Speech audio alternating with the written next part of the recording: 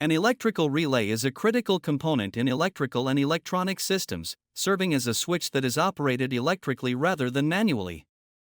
It acts as a bridge between control circuits and high-power circuits, allowing small control signals to switch larger currents or voltages. Physically, relays typically consist of a coil, contacts, and a mechanical assembly. When a small current flows through the coil, it generates a magnetic field that pulls or releases a set of contacts, either opening or closing the circuit they control. This action effectively allows the relay to control one electrical circuit by using a smaller, low-power signal in another circuit. Relays are employed in a wide array of applications, ranging from simple household appliances to complex industrial machinery and automation systems.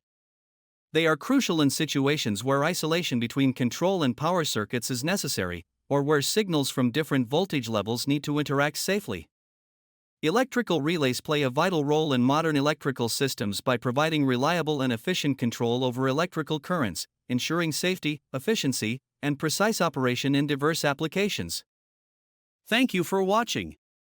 If you found this information useful, please like, share, and subscribe.